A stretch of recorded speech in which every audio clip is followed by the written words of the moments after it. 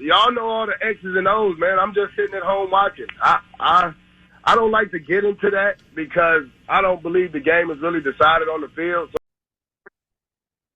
Yeah, everyone, guess who's back? It's Kamish back here with another draft preview. This time it's my man Dirk man, and Memphis Mafia.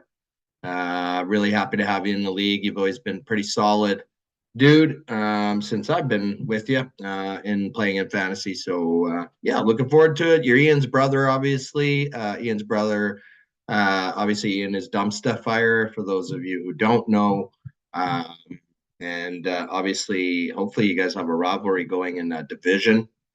We have more Americans in tier 2 this time. We need to recruit some for tier 1, and I would love to see some Americans move up. We do need internationals more than anything. So if people are watching this video and know people from outside North America, that would be fantastic. Anyways, I'm going to share my screen here, Dirk, and we'll get into your preview, and we'll take it from there. So thank you first off for setting your keepers. If everyone could set their keepers, I could actually try to estimate what your round 1 picks are going to be, like in tier 1. I'm able to do that because everyone has set their keepers already. It doesn't mean those are your keepers forever. Of course, we could set the keepers 24 hours before. 24 hours before the draft is when they do lock. So you have Ramondre Stevenson, who just signed a contract with New England. At first, when I saw this as keeper, I was like, well, he's got the competition now with Gibson showing up. But clearly, New England likes this guy because they wouldn't have signed him long term, which tells me this might actually be somewhat of a decent keeper. I know in Washington, they've obviously added Austin Eckler, but is Austin Eckler going to be the true passing down third down back in comparison to Brian Robinson, who might still do all the short yardage, the goal line carries, and maybe the first and second downs? So I think Brian Robinson's obviously still going to have a role in Washington, even with Eckler being there. Robinson's much younger as well. So, that should benefit you there in terms of getting points from him. Then we look at your wide receivers, and what a trio, in my opinion. I mean, A.J. Brown, let's face it, he's way up there near the top, it seems now. Obviously left Tennessee for greener pastures in Philly.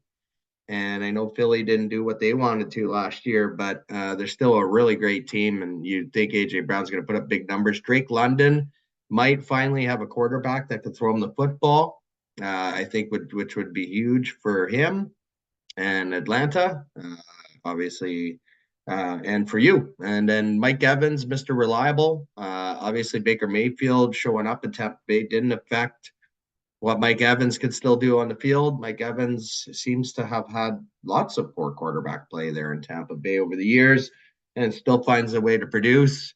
And then IDP, you have Brian Burns for the New York Giants, obviously big signing for them, hoping to get some big sacks and some pressure with Thibodeau on the other side. And then other potential keepers, the only one I really listed here was Khalil Shakur, a guy that hasn't done much yet in the NFL, but sounds like he's going to have a pretty big role in Buffalo now with Stephon Diggs out of the picture.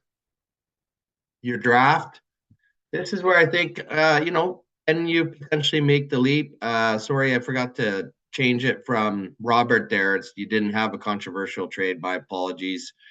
Just forgot to update that. But for me, Dirk, it's more about for you is whether you can take the leap, not taking a year to be back.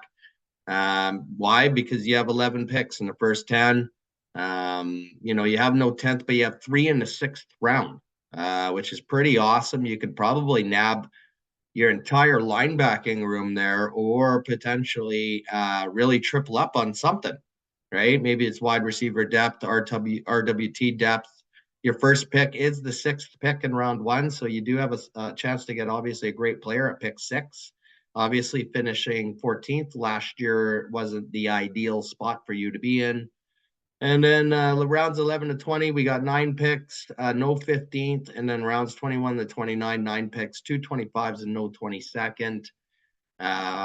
So, from my perspective, I think you positioned yourself pretty good here in the draft to have a pretty decent team.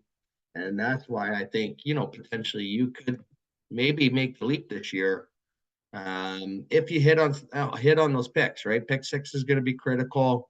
And then, of course, having the 3 in round 6, Again, I like to triple up on stuff when that kind of thing happens in fantasy. So, sometimes that might be a good time to pick all wide receivers or all linebackers, whatever the case may be, just so you can dominate at one position group, right? Like if you think about it that way, you triple up there, you probably will dominate in one position group if you went all one position. Of course, the other positions suffer. Anyways, Dirk, hey man, it's really great having you in the league. Best of luck this year.